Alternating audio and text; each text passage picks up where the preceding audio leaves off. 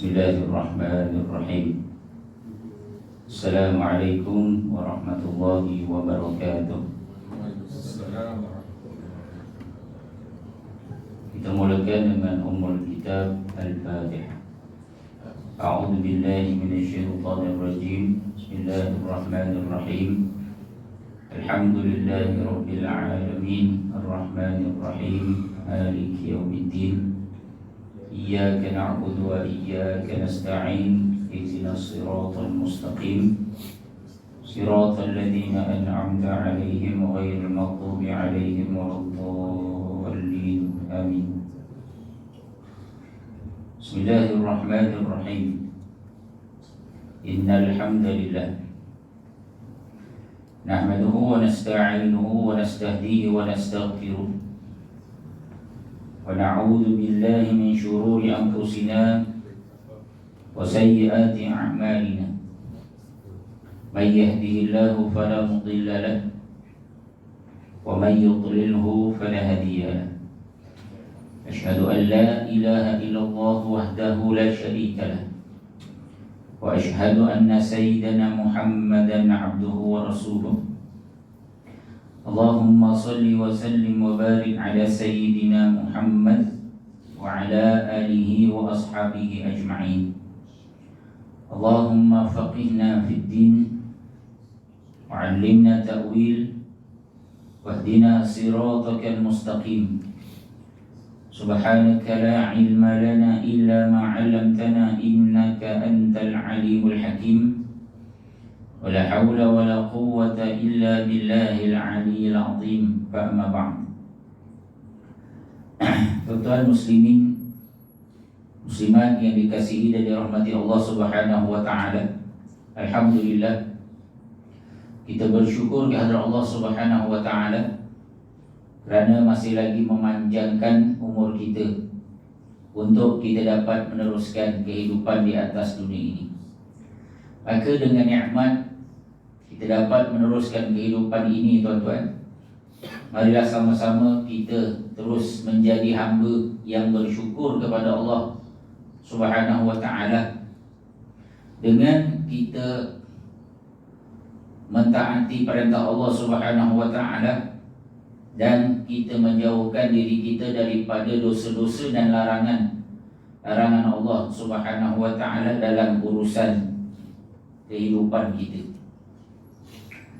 Tuan-tuan muslimin muslimat yang dikasihi dan dirahmati Allah Subhanahu wa taala, Allah Subhanahu wa taala tidaklah menciptakan kita manusia melainkan untuk mengabdikan diri kepada Allah Subhanahu wa taala. Allah ciptakan kita ni, tuan-tuan, tujuannya adalah untuk mengabdikan diri. Bukan hanya sekadar beribadah kepada Allah Subhanahu wa taala dengan maksud ibadah yang khusus. Sebab itu saat Allah Subhanahu wa taala beritahu kepada kita apa tujuan, apa matlamat, tuan-tuan, Allah beritahu kepada kita apakah tujuan, apakah objektif, apakah matlamat Dia ciptakan kita. Allah beritahu kepada kita di dalam Al-Quran. Dan saya yakin semua kita hafal ayat yang merupakan firman Allah Subhanahu wa taala ini, yaitu Allah Subhanahu wa taala berfirman, "Wa ma khalaqtul jinna wal insa illa liya'budun." Allah kata, tidak aku jadikan jin dan manusia melainkan untuk mengabdikan diri kepada aku. Ya, walaupun ada setengah kitab tafsir ataupun terjemahan Al-Quran menterjemahkan maksud illa liya'budun adalah untuk beribadah kepada Allah Subhanahu wa taala. Tetapi tuan-tuan, terjemahan yang paling tepat bagi maksud illa liya'budun itu bukanlah hanya semata-mata beribadah dengan maksud ibadah khusus. Tetapi tuan-tuan, maksud yang paling tepat illa liya'budun adalah agar kita ni mengabdikan diri kepada Allah Subhanahu wa taala.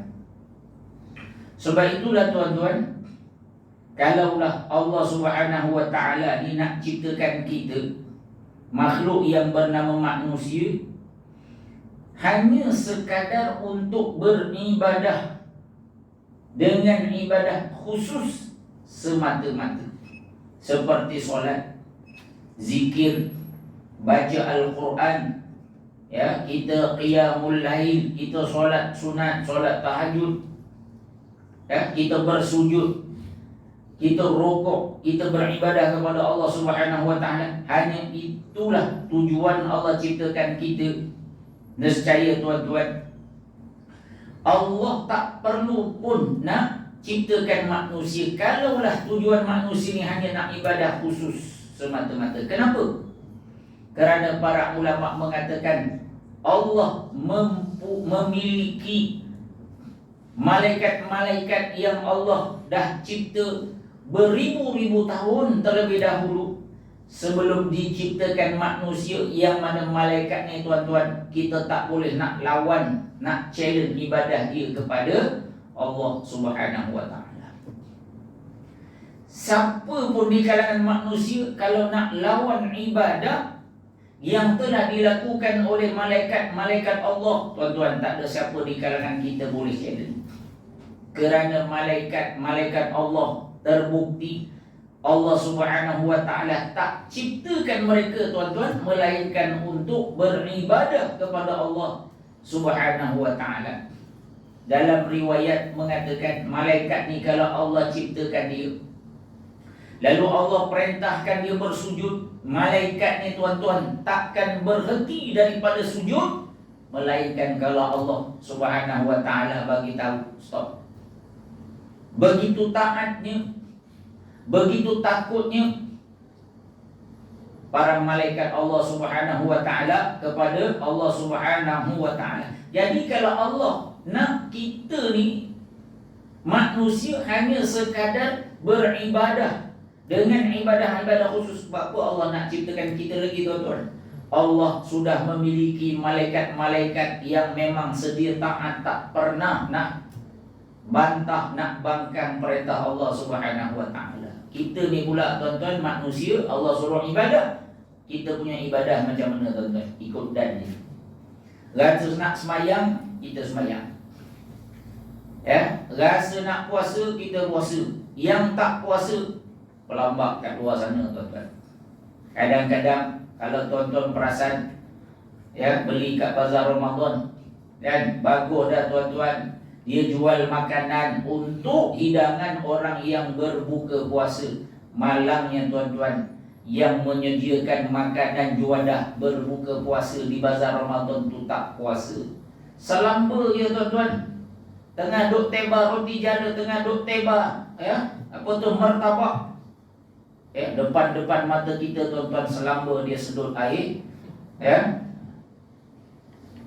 apa ni, fresh orange, kan, air bandung, air sirap dan seumpamanya. Kita ni tuan-tuan, time tu dah lah tak payah, jangankan air bandung tuan-tuan, ya, air kosong pun bagi kita waktu tu, Allah enaknya tuan-tuan. Tiba-tiba depan mata kita selamba je dia, ya, sedut air bandung. Masya Allah tuan-tuan. Itulah manusia dalam melakukan ketaatan kepada Allah Subhanahu wa ta'ala. Jadi kalaulah Allah Subhanahu wa ta'ala ni dia nak ciptakan kita semata-mata untuk beribadah kepada Allah dengan ibadah khusus, kata para ulama, sesungguhnya tidak perlu Allah Subhanahu wa ta'ala nak mencipta manusia kalau dengan tujuan nak beribadah kepada Allah, kerana Allah sudah memiliki malaikat-malaikat yang paling kuat dan taat dalam beribadah kepada Allah Subhanahu wa ta'ala. Bahkan, ya tuan-tuan, Allah ciptakan manusia, ya, bukan hanya sekadar untuk melakukan ibadah-ibadah khusus.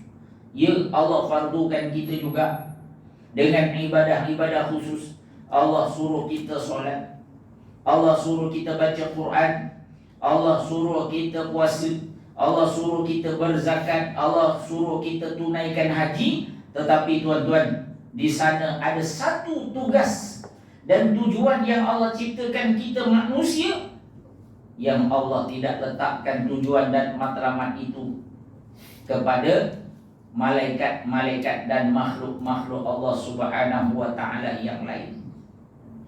Inilah tugas yang Allah berikan kepada manusia, yang menyebabkan manusia ini tuan-tuan menjadi makhluk yang dipilih oleh Allah Subhanahu wa taala untuk, ya, Allah Subhanahu wa taala sebutkan khalifatun fil ardi, menjadi khalifah, menjadi wakil, menjadi pengganti Allah Subhanahu wa taala di atas muka bumi ini.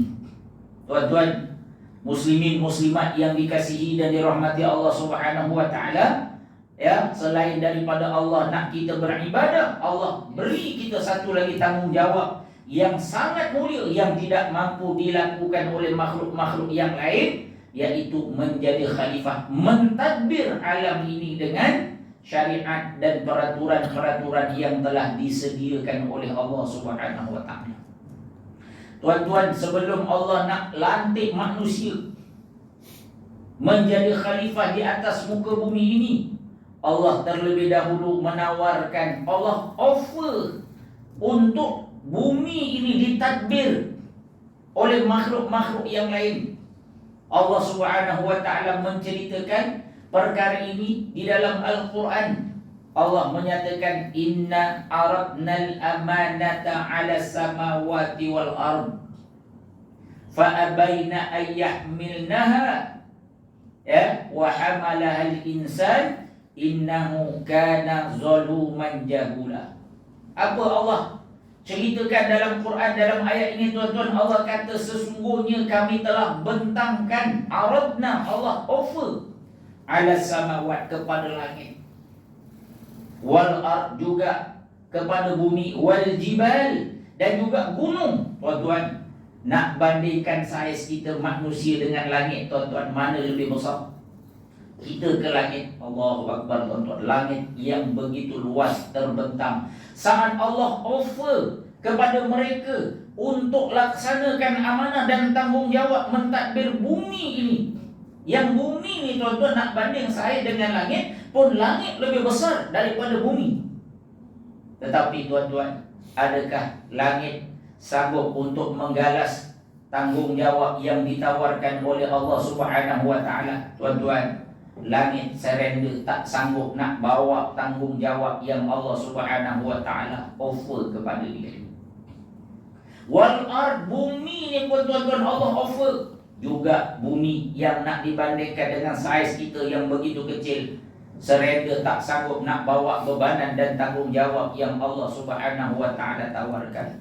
Wal jibal, gunung yang begitu kukuh terpasak di atas muka bumi Allah Subhanahu wa taala ini, bila Allah offer pun tak sanggup surrender, ya, menolak jawatan, kan, nak suruh jadi presiden, kan, ya, gunung pun tolak tuan-tuan.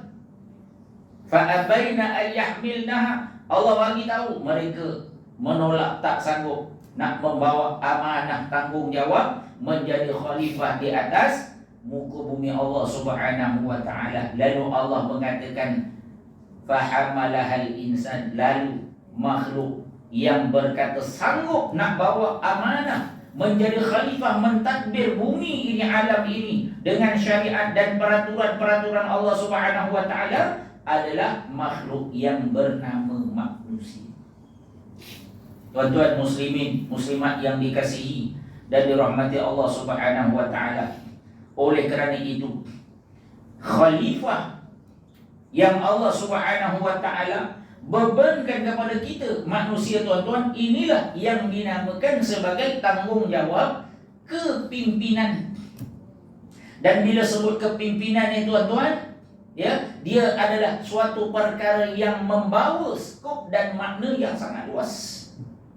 Kepimpinan kita semua ini tuan-tuan adalah pemimpin. Sebab itu Nabi SAW mengatakan, kullukum ra'in, kamu semua ni adalah pemimpin. Wa kullukum mas'ulun an ra'iyatihi, dan kamu semua akan dipertanggungjawabkan, kamu semua bertanggungjawab terhadap mas'uliyah, tanggungjawab yang dipertanggungjawabkan, dibebankan kepada kamu. Ustaz, saya bukannya YB. Betul tuan-tuan, kita bukan YB. Sebab nak jadi YB pun bukan ramai mana yang boleh bertanding jadi calon. Kadang-kadang satu tempat di area baru ni pun sampai 10 calon kan. Dengan kata dekat KL mana? Kawasan Batu. Ya, punya keras tuan-tuan, memang batu. Ya, sampai 10 orang. Tapi yang menang berapa tuan-tuan? Seorang je dalam ramai-ramai. Ya, memang nak jadi YB, nak jadi menteri, bukan semua kita ada kapasiti, ada peluang dan kelayakan untuk menjadi pemimpin dalam arena politik. Tetapi tuan-tuan, itu tidak menafikan tanggungjawab kita semua adalah sebagai pemimpin. Paling tidak tuan-tuan, kita adalah pemimpin yang nak memimpin diri kita untuk kita selamatkan daripada api neraka Allah Subhanahu wa taala, untuk kita bawa ke syurga Allah Subhanahu wa taala. Kalau kita dah berkeluarga, kita ada isteri, kita ada anak-anak, ya, kita ada mak bapak, kita sebagai anak, kita sebagai adik-beradik, tuan-tuan, ini adalah lingkungan tanggungjawab kita sebagai pemimpin yang akan ditanya oleh Allah Subhanahu wa taala. Allah tanya nanti di akhirat apa yang telah kita lakukan sebagai pemimpin, bagaimana tanggungjawab kita laksanakan saat Allah izinkan untuk kita hidup di atas dunia ini. Sebab itulah tuan-tuan, belum tentu lagi kita ni selamat saat kita berjaya melakukan ibadah khususiyah yang Allah fardukan kepada kita, tetapi kita gagal untuk melaksanakan ibadah-ibadah dalam bentuk ta'amuliyah yang berkaitan hubungan kita sesama manusia. Tuan-tuan, belum tentu kita selamat kalau kita jadi orang yang semayang dekat masjid, dekat surau, berjamaah, hadir kuliah agama, bahkan menyampaikan kuliah. Tapi tuan-tuan, kita masih lagi gagal untuk melaksanakan tanggungjawab kita sebagai khalifah yang Allah bebankan kepada kita saat kita menjadi seorang pemimpin dalam keluarga kita. Dengan isteri kita tak didik, kita tak laksanakan tanggungjawab. Kadang-kadang dalam benda yang simple tuan-tuan, ia sudah cukup untuk menjadi bebanan dan dosa kita dengan Allah Subhanahu wa taala, dengan orang yang kita dipertanggungjawabkan oleh Allah Subhanahu wa taala. Saya ambil benda paling simple tuan-tuan, yang saya yakin benda ini berlaku dalam lingkungan diri kita semua. Kita sebagai suami, kita ada tanggungjawab dengan isteri, dengan anak-anak, yang salah satunya adalah nafkah. Benda simple tuan-tuan, tapi Nabi SAW beri peringatan kepada kita. Kafa bil mar'i isman ayyatruka man ya'ulu, atau kama qala sallallahu alaihi wasallam. Nabi kata apa? Cukuplah seorang itu boleh dapat dosa. Tuan-tuan, benda mudah aja, tapi kita ni boleh dapat dosa. Kata Nabi, kafa bil mar'i isman, cukuplah seorang tu boleh dapat dosa saat dia meninggalkan orang yang wajib dia tanggung nafkahnya. Tuan-tuan, bagi nafkah ni termasuk ibadah khususiyah, macam solat, puasa, haji ke? Tak, tuan-tuan. Itu merupakan tanggungjawab khilafah, kepimpinan kita dalam sebuah keluarga yang Allah Subhanahu wa taala pertanggungjawabkan kepada kita. Tapi kata Nabi, boleh jadi dosa saat kita ni jadi suami, wajib nak beri nafkah kepada isteri kita, tiba-tiba kita mengabaikan tanggungjawab nafkah kita kepada isteri. Kadang-kadang berlaku, ya, lebih-lebih lagi zaman hari ini tuan-tuan, trend suami bekerja dan isteri juga bekerja, mempunyai pendapatan. Mula-mula dah kahwin, ya, mula-mula baru kahwin ialah, ya, nak menyatakan kasih sayang, tak apalah bang, ya, kalau yang sikit-sikit tu I belilah, kan. Akhirnya suami bila tengok, ya, bila barang rumah tak ada, isteri beli. Bila anak-anak sekolah dah mula sekolah, isteri bayarkan yuran. Sehingga akhirnya Dia menganggap dia tidak perlu untuk memberikan apa-apa bahagian daripada nafkah dan pendapatan yang diperolehi untuk dia mengambil tanggungjawab yang sepatutnya itu adalah tanggungjawab dia sebagai seorang suami. Dia biarkan. Dia kalau sampai tahap istri dah tak redha, tuan-tuan, semua bebankan istri, maka saat itu menjadi suatu dosa bagi seorang suami saat dia mengabaikan nafkah yang wajib untuk ditunaikan kepada istri dia. Tuan-tuan muslimin muslimat yang dikasihi dan dirahmati Allah Subhanahu wa taala, sedangkan tugas itu adalah tugas kepimpinan yang Allah bebankan kepada seorang lelaki yang bernama suami untuk dilaksanakan, dan berdosa saat dia mengabaikannya, dan akan mendapat ganjaran pahala saat dia dapat menunaikannya. Tuan-tuan, inilah yang Allah Subhanahu wa taala sebenarnya nak kita laksanakan dengan memakmurkan bumi Allah Subhanahu wa taala, yang kita laksanakan mengikut syariat Allah Subhanahu wa taala. Itu baru sebahagian kecil, tuan-tuan, dalam lingkungan kehidupan kita dalam rumah tangga. Belum kita pergi lagi lebih jauh. Kalau jadi ketua kampung, kalau jadi nazir masjid, kalau jadi pengurusi surau dalam lingkungan qaryah kita. Belum pergi jauh lagi, tuan-tuan, dalam sebuah negeri yang menjadi menteri besar, yang menjadi esko, yang menjadi datuk bandar, yang jadi pegawai-pegawai daerah dan seumpamanya. Apatah lagi, tuan-tuan, yang memegang kepimpinan dalam sebuah negara. Semua ini merupakan tanggungjawab yang Allah Subhanahu wa taala berikan kepada manusia-manusia untuk mereka laksanakan, dan akan ada ganjaran saat dia mentadbir dan melaksanakan kepimpinan ataupun khilafah tersebut berdasarkan syariat Allah Subhanahu wa taala, dan akan menjadi bebanan dosa saat dia lakukan bercanggah dengan syariat Allah Subhanahu wa taala. Sebab itulah, tuan-tuan muslimin muslimat yang dikasihi dan dirahmati Allah Subhanahu wa taala, jangan kita merasa bangga saat kita ni mampu melaksanakan ibadah khususiah yang banyak, tetapi dalam masa yang sama kita gagal untuk melaksanakan tanggungjawab kita sebagai khalifah dan hubungan kita dalam kita menjaga hubungan kita sesama manusia. Kerana ketaatan kepada Allah Subhanahu wa taala yang Allah nak daripada kita, tuan-tuan, bukan hanya sekadar ketaatan dalam bentuk ibadah khususiah yang kita lakukan kepada Allah Subhanahu wa taala. Tuan-tuan, marilah sama-sama kita mengambil pengajaran di atas apa yang pernah berlaku kepada satu makhluk yang pernah menjadi makhluk yang paling taat kepada Allah Subhanahu wa taala sebelum diciptakan Nabi Adam alaihissalam, yang bernama Azazil, yang akhirnya berubah gelaran dia daripada Azazil, lalu dicop oleh Allah Subhanahu wa taala dengan panggilan Iblis. Ma makna Iblis?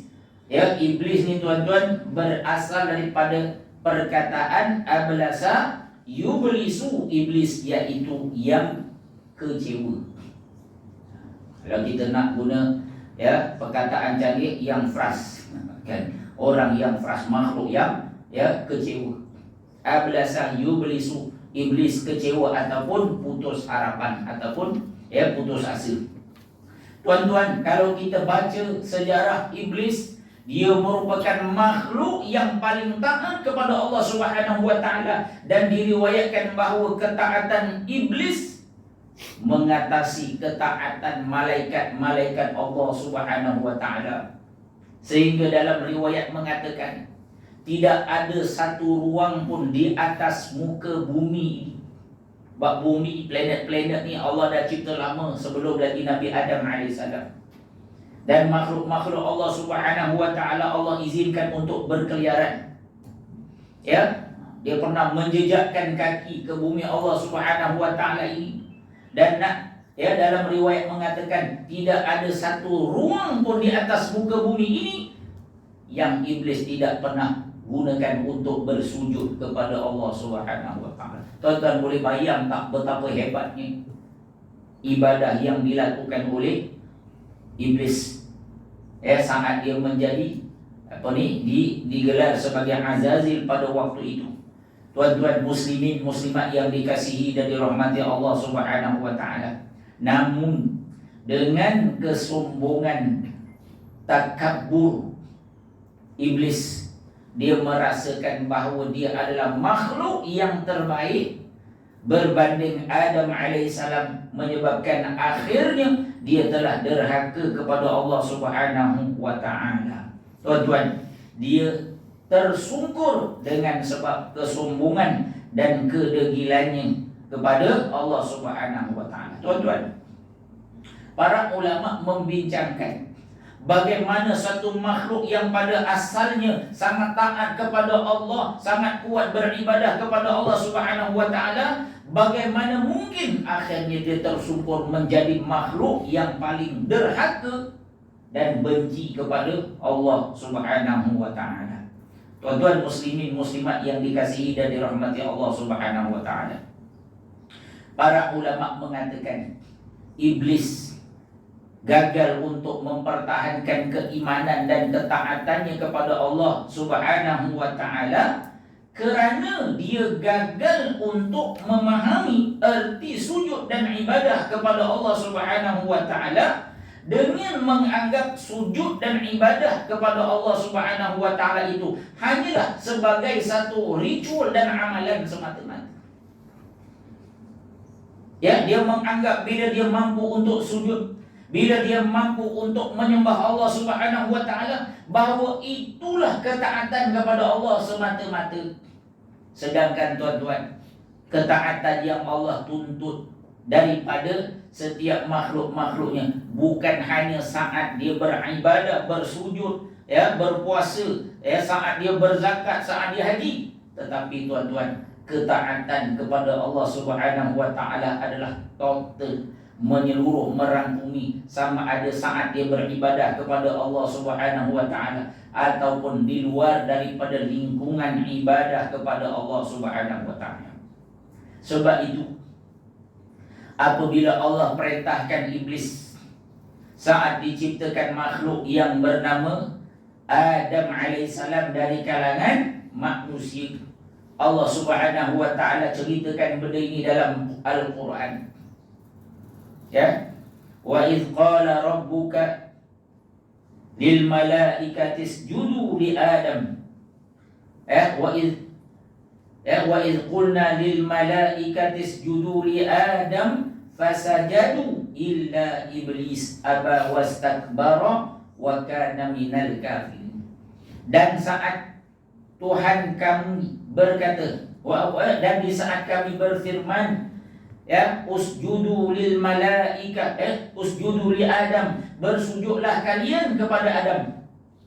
Wa idh qala rabbuka lil malaikati, wa idh qulna lil malaikati isjudu li Adam, dan saat kami berfirman kepada para malaikat, bersujudlah kalian kepada Adam, fasajadu, maka seluruh malaikat bersujud, illa, kecuali iblis. Aba wastakbar, iblis telah bersikap aba, degil. Orang dedah tertekak, dia tak nak. Wastakbar, dan dia merasa sombong, merasakan bahawa dia adalah lebih baik dan dibandingkan dengan Adam alaihi salam. Wa kana minal kafirin, dan saat itulah tuan-tuan, Allah dah cop iblis adalah dari kalangan hamba-hambanya yang kafir, dan diberikan gelaran la'anahullah. Sebab tu bila kita nak baca Quran, kita akan baca a'udzubillahi minasyaitonir rajim. Aku berlindung dengan Allah dari syaitan yang direjam. Rejam-rejam, rajim ni apa tuan-tuan? Saya ingat dulu masa sekolah, sekolah agama. Tanya ustazah, apa makna syaitan tu direjam? Dia kata kena rejam lah, macam orang kena rejam. Rupanya bukan itu maknanya tuan-tuan. Minasyaitonir rajim. Ya, aku berlindung dengan Allah dari syaitan yang direjam, ar-rajim, dengan maksud yang dilaknat dan tidak akan diberikan rahmat oleh Allah Subhanahu wa taala. Allah tak akan bagi rahmat kepada syaitan, kepada iblis sampailah hari kiamat. Walaupun tuan-tuan kita baca sejarah, dalam sejarah ya, iblis dia pernah melakukan kederhakaan kepada Allah saat dia enggan bersujud kepada Adam sebagai tanda hormat yang diperintahkan oleh Allah Subhanahu wa taala. Tetapi kesalahan yang dilakukan oleh iblis tidak diampunkan oleh Allah Subhanahu wa taala. Allah murka iblis ni tuan-tuan sampai hari kiamat. Betul tak? Itu yang Allah kabarkan di dalam Al-Quran dan di dalam hadis Nabi SAW. Tetapi tuan-tuan, bukankah Nabi Nabi Adam alaihissalam juga melakukan kesalahan? Saat Allah melarang Adam alaihissalam dan Sayyidatina Hawa daripada mendekati pohon khuldi, tetapi dengan kelalaian Adam alaihissalam dan Sayyidatina Hawa, akhirnya mereka termakan buah daripada pohon khuldi, lalu dimurkai oleh Allah sehingga dihukum, ya, dihalau daripada syurga dan dicampakkan ke dalam neraka.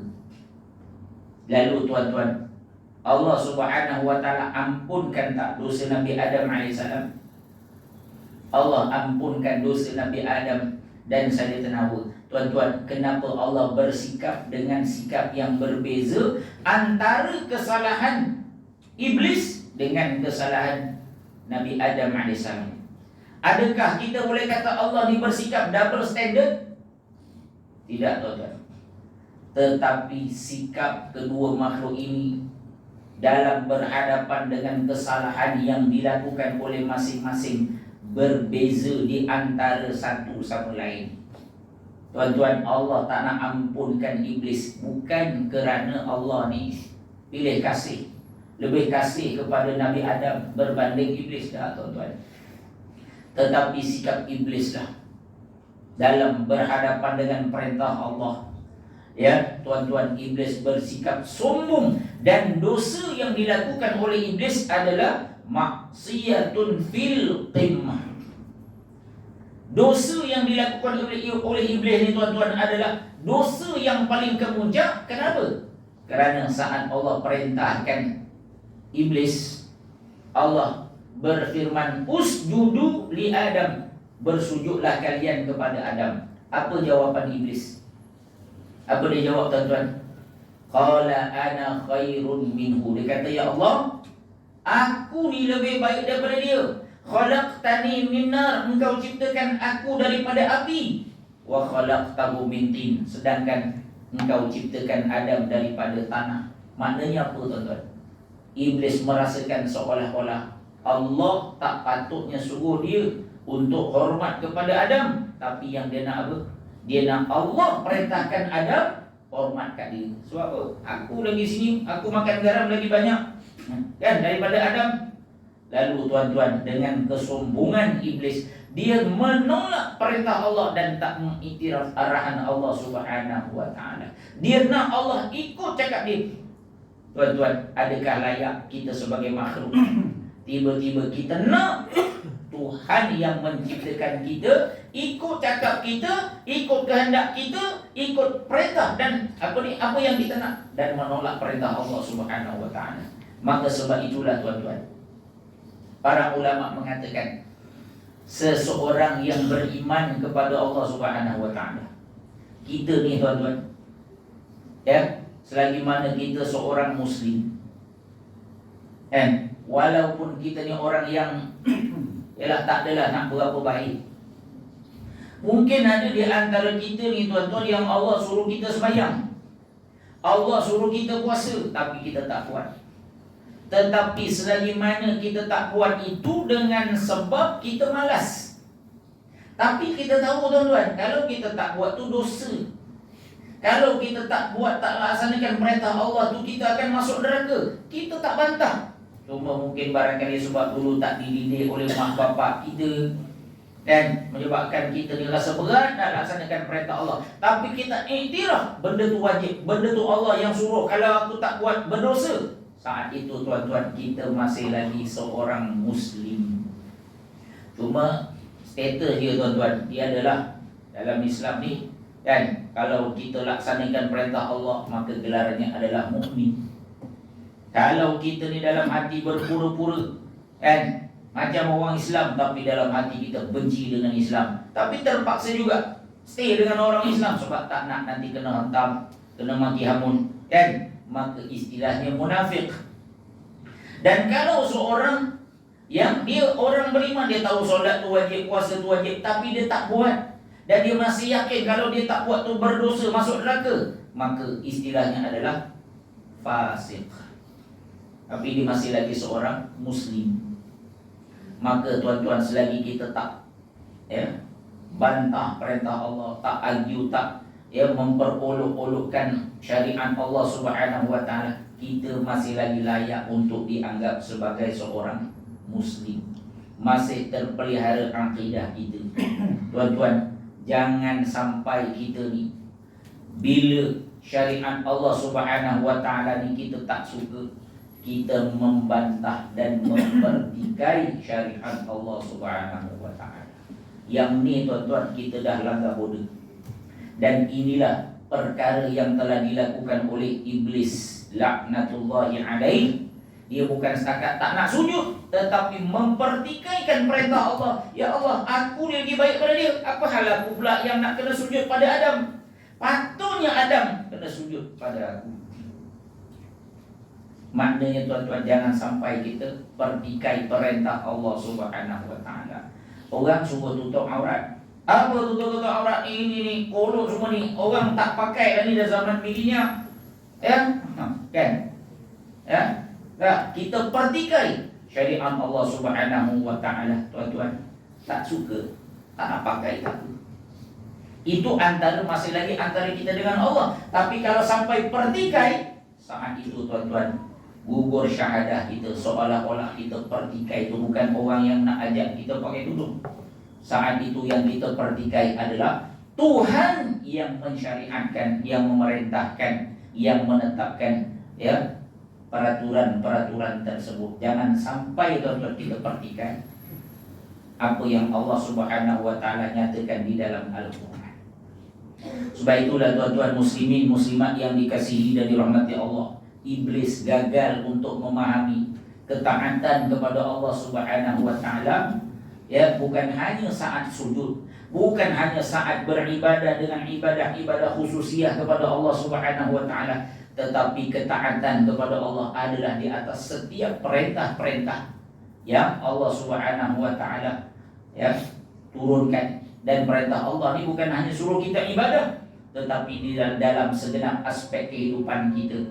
Maka begitulah kita tuan-tuan, sebagai seorang mukmin, kita nak bawa ketaatan kita yang kita lakukan saat kita solat, saat kita puasa, saat kita haji, saat kita qiyamul lail, saat kita berzikir baca Quran, bukan hanya nak taat dengan ibadah khususiah kepada Allah, tetapi kita nak bawa ketaatan kita dalam segala aspek kehidupan kita sebagai seorang ahli keluarga, dalam masyarakat, dalam kepimpinan, dalam pentadbiran negara, dalam ekonomi, dalam pendidikan. Moga-moga tuan-tuan kita juga dapat merealisasikan tanggungjawab sebagai khalifah Allah Subhanahu wa taala dalam kehidupan kita, bukan hanya dari sudut ibadah-ibadah kita kepada Allah Subhanahu wa taala. Moga-moga tuan-tuan bermanfaat untuk diri saya dan tuan-tuan. Moga-moga madrasah Ramadan yang kita lalui ini dapat mendidik hati dan jiwa kita menjadi hamba yang benar-benar mentaati Allah Subhanahu wa taala, dapat membawa perubahan dalam diri kita, akhlak kita, amal kita, dan bukan hanya hubungan kita dengan Allah, tetapi hubungan kita dengan sesama manusia. Wallahu taala a'lam. Yang baik itu daripada Allah, yang kurang dan lemah itu daripada diri saya sendiri. Aqulu qawli hadza wa astaghfirullahal azim li wa lakum.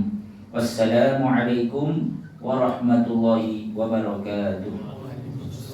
Subhanakallahumma wa bihamdika asyhadu an la ilaha illa anta astaghfiruka wa atubu ilaik. Bismillahirrahmanirrahim. Wal 'asri innal insana lafi khusr illa alladziina aamanu wa 'amilus shalihaati wa tawassaw bil haqq wa tawassaw bis sabr. Shadaqallahul 'azim.